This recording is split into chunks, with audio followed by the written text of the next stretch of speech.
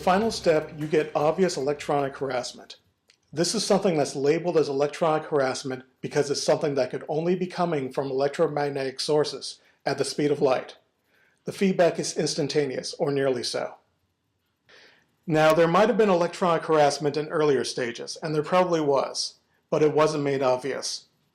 Or maybe it was obvious, but it seemed like something the people after you, or rather, the people you thought were after you, could get their hands on. And again, there is deception here. Just as in the previous phases, where you got obvious, overt, in-your-face hostility with covert aggression later linked to it, you might get real bombardment with energy weapons. Later you'll be getting something else, but you'll think it's the energy weapons that were used earlier. At this point, all the pieces are in front of you. You just don't recognize it yet, but it's going to get increasingly obvious. You're going to be made aware that your mind is being read. This is quite shocking when you learn about it. Unfortunately, it seems, you're not allowed to know what's really happening until you're completely broke. There's a reason why everyone complaining about these things is destitute, or nearly so. That's something I'm going to get into a little bit later when I talk about the purpose of these activities. You're also going to learn about mind-invasive technology. And again, this is something you only learn about on their schedule. You learn it because they're allowing you to know.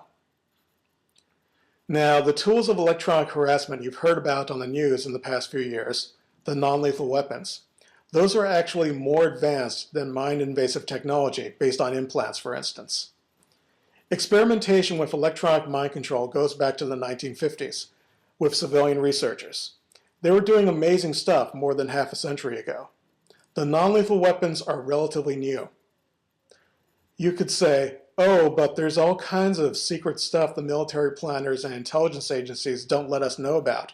There could be even more advanced stuff out there. Or the non-lethal weapons might have been around for a much longer time. I'm not going to disagree that the official timelines for the deployment of non-lethal weapon technology are questionable.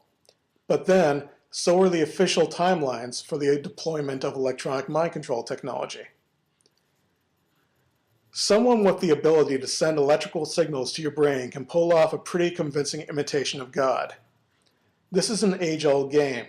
People in authority pretending to be much more powerful than they really are, while at the same time holding back their secret edge. What you've discovered, thanks to this program, is their secret edge, the electronic mind control technology that's usable on you and on the people around you. Most of those people that you thought were in on it, even allowing for the fact that you were jumping at your own shadow, let's look at the people who are in your face, they have no idea of the significance of the things they were doing. It was discovered decades ago that electronic mind control test subjects rationalize away evoked actions. The conscious mind invents an explanation for why you did what you just did. You can't know about this except indirectly, through coincidences that are created through your own actions. Highly improbable coincidences. Once the mind control technology is on the table, you've got your explanation for the whole thing. There might have been some real hostility or aggression at the beginning, but that was amplified 1,000-fold through the use of psychological operations, these manipulative messages I've been talking about in the previous steps, and mind control technology used to make people around you deliver those messages. You're not confronted with hundreds or thousands of hostile people. It's more like a very small number of people who can, in effect, hop into a person's body and make him act out. And that person who acts out, he has no idea that his actions or words are significant to you. That's why they're using so many double meanings or subtle hints. You fly off the handle because you think some guy is hostile to you, but he has no idea why you're mad at him. From his point of view, your erratic behavior is unprovoked. That's a deliberate strategy. Okay, so that's the broad outline of the program. I'll be getting into the tools a little bit later. But first, let me point out there are things that will happen to a target of this program which don't fit into this framework I've laid out. The whole thing is highly psychological and highly deceptive. But there are things that happen to at least some targets that aren't psychological. As I said earlier, the whole thing might have seemed to grow out of a confrontation you had, Or it might seem like someone took offense to something you did and got his buddies to go after you. Or it might seem like there was a smear campaign. Well, maybe there was, especially in the beginning. I've heard tales of gunplay in the beginning, of physical assaults. People don't do that stuff just because someone's whispering in their ear. The really rough treatment, you're going to find there's an incentive for it. Money is a typical motivation. It's hard to say where the real thing ends and the purely psychological factors begin. That's a question only you can answer, and you have to reevaluate everything based on what you know now. Learning about this secret world is like recovering from amnesia. You have to rebuild your conclusions from the ground up. Also, energy weapon abuse and other kinds of electronic harassment that don't have anything to do with mind control might be used. That's going to depend on the resources available. For instance, I've heard reports from a handful of targets living with military bases close by that suggest infrared spotlights are being shined into their homes, heating everything up. I've heard from a Robert Tanzi in Texas who had a neighbor set up a microwave emitter in a nearby shed. He knows it was microwaves because he measured them, and there were lots of shorts and electrical fires near his residence attributed to that emitter. But energy weapon abuse doesn't seem to be specifically part of this program. That's just something that can be used, depending on the resources available. If you're experiencing what you think is directed energy weapon torture, and it doesn't seem to be leaving any traces behind, you should be questioning whether things are happening as you think they are. And sometimes, even if it does leave traces behind. The laws of physics put some pretty strict boundaries on what can be done with energy weapons. If you've heard of the 95 gigahertz active denial system, look up the CBS video on the subject sometime. You'll see a man blocking this high-tech weapon system with a board of plywood. High-frequency radiation, up to X-rays, is easily blocked. Microwave radiation, at intensities powerful enough to cause pain, you should be able to deflect it with plain old aluminum foil. And here's a fun experiment. Put a crumpled piece of aluminum foil in your microwave oven and it's set on high. Notice the sparks and the arcing? You should see those kinds of sparks or arcing if you're holding up a piece of aluminum foil in the path of an alleged microwave energy weapon. Aluminum foil can theoretically block radio wave frequencies down to 1 megahertz. Even stainless steel window screens can block radio wave frequencies as low as a few megahertz and into the tens of gigahertz on the high end. I don't consider low-frequency radio signals to be a credible explanation for what targets are complaining about. Okay, now for the tools. There are 4 basic kinds of tools used to further the goals of this program. There's a mind control, mind-reading infrastructure, a reasonably small number of operatives, a collection of standardized tricks, and a disinformation ecosystem, which is there to mislead you as well as discredit you. First, this infrastructure. There's no reliable or authoritative information about how it works. There's just layers upon layers of disinformation, speculation, and wishful thinking. Without saying how it works, I'm just going to point out that it seems to be usable on many people, not just the targets complaining about it. But it's a big stretch to say that it's usable on everyone. You might be in a heavily controlled area. You might have been moving around to get away, and without realizing it, you were herded into other heavily controlled areas. You're not going to get me to say that it's usable on everyone. So, the infrastructure is used on people around you to get them to act out, to help them give signs they're in on it, to herd people into your area so it looks like there's always someone watching you. Keep in mind, this isn't the only thing the mind control infrastructure is used for. Just the fact that it exists should be creepy enough without the rumored applications. In case you haven't figured this out yet, you've stumbled across something much bigger than just a few losers harassing you. Okay, there's also going to be stuff that happens which can't be pinned on mind control. Break-ins that happen when you're not around, for example. This can be pulled off with a small number of operatives. They've got other things to do. You're probably just one of the many jobs in the area. And those operatives probably aren't around for long. just long enough to introduce you to the notion that people are actively messing with your property when you're not looking. That really helps out with some of the tricks that are pulled on you later. Next, there's a collection of standardized tricks. I can go over them. I could spend a couple of hours listing tricks, but as I was saying earlier, you have to adopt a mindset. Good tricks will often involve a distraction. You have to look beyond the distraction. This is hard, but it gets easier when you're aware you're being tricked. But you also have to be aware that mind control technology adds a new dimension to the tricks used. I've gone over many tricks of this nature on a previous podcast, the Sleight of Mind podcast. Let me rehash a couple of them now. Going back to this concept of operatives moving in nearby, remember, I said one purpose of the operatives is to teach you that people are breaking into your place. So when you wake up one morning and you find evidence someone's gotten in during the night, let's say a couple of objects have been moved around, you're going to attribute that to break-in artists. There are other possibilities, such as the objects had already been moved before you went to sleep for the night, and you didn't notice because it was dark. But let's say you've ruled that out. Maybe you were mind controlled to move the objects yourself in your sleep. But you attribute it to break-in artists who are somehow able to climb into top-story windows in the middle of the night in a residential neighborhood without anyone noticing. It's baffling to you, and it sounds crazy to others. Another one, a big category of tricks, is one that I call causality inversion. You do something, and there seems to be a major reaction to it, on television, for example. And you're thinking, my God, the amount of manpower devoted to this must be huge. They have connections everywhere. But no, your handler had advanced knowledge of this major event and made you act it out in advance using mind control technology. Another one that I just dissected recently, this idea of energy weapons that seem to act like lasers, burning the surface of the skin with precise placement, but can somehow penetrate through walls in a windowless room and can track you even if you try to escape.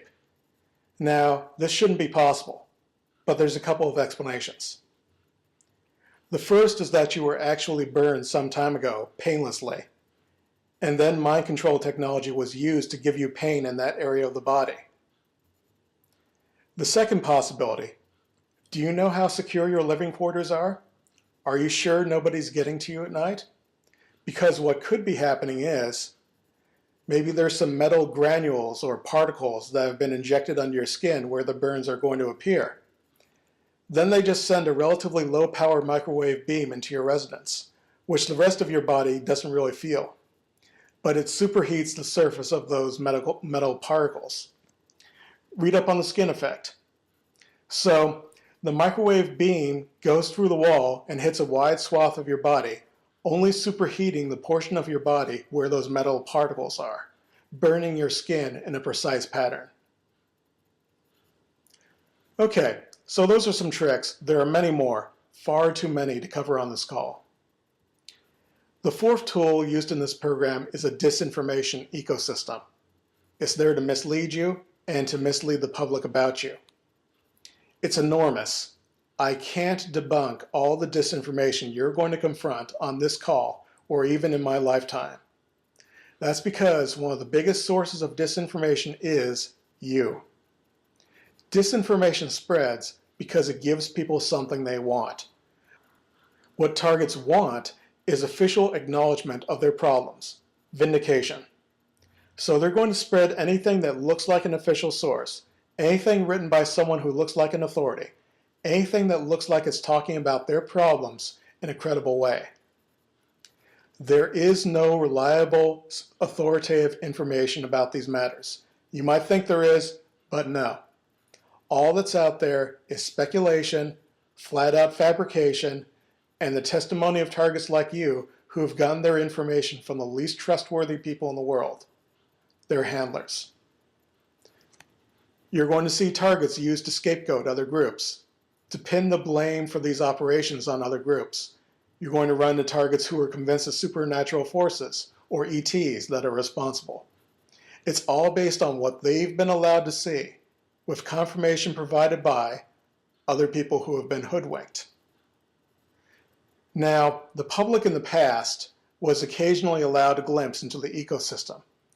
These days, it's more than occasionally. It's being put in their faces. It's been turned into a form of entertainment, profitable entertainment. It's a disinformation ecosystem. It's colossal, and the only way you're going to disengage from it is to adopt this mindset that I keep harping on. Understand that deception is the name of the game. Look beyond the distractions. Don't let yourself be put to work on their edifice of disinformation. If they can't profit from using you this way, they're going to let you go. Targets play another part in this ecosystem, an important part. They're kept apart on purpose. They're forced to communicate verbally, and words are misleading. Most people don't look for the truth beyond the words. People on the calls toss around phrases like energy weapons, but when you dig in to find out what they're really talking about, a lot of the time they're talking about something else. Targets are used to terrorize other targets. Earlier, I said energy weapons and other kinds of physical assaults don't seem to be specifically part of this program. It seems to be mostly about psychology and mind control. But maybe there are targets who are in this program and some other program at the same time. Or maybe part of the grand strategy is to single out a few targets for special treatment, hard targeting. Those heavily targeted people are driven onto the calls to terrify other targets. It's like 9/11. 3,000 people were killed in a very visible way to terrorize and control 300 million people. Terrorism is a strategy that happens to work. All right, coming into the final stretch here. What is the purpose of this program? I've already said that it's a takedown program, but why are they taking you down? Well, if you've already been through a couple of years of this, maybe it started with an argument at a bar. But you've probably figured out by now that the hundreds of people following you, the electronic harassment happening for years and in several states, that doesn't have anything to do with a bar argument. Maybe you were led to believe it was about money. That's pretty credible at first, especially if it's a large sum of money.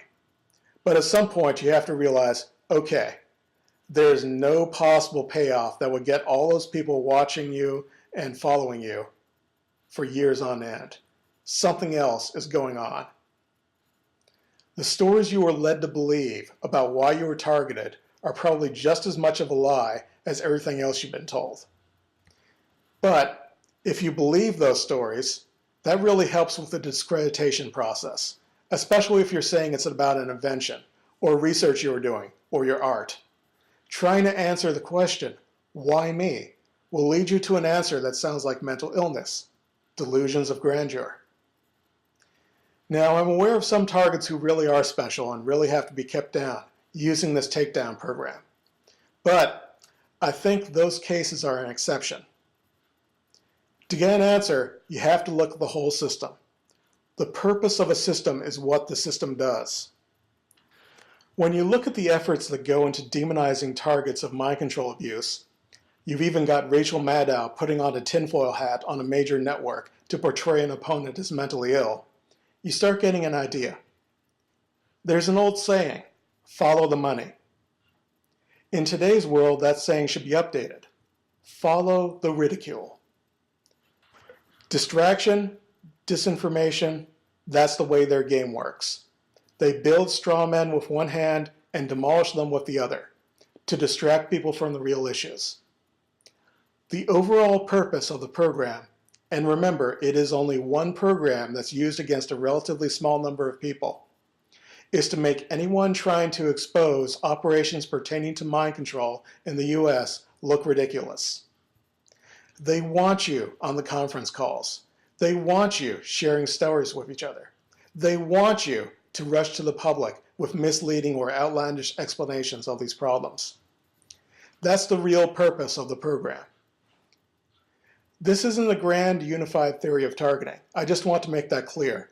This is one specific program that many regulars on my call have been through. Some of those regulars have been through other programs. Some of them are being taken down for nefarious purposes. If you've been through the program, the entire thing or nearly the entire thing. Now you know the truth about what can be done with electronic mind control. And now you know where they get their power, from their ability to grab your attention. If you're still struggling with neighborhood harassers or friends and family members who seem to be in on it, just keep in mind, things aren't necessarily as they seem.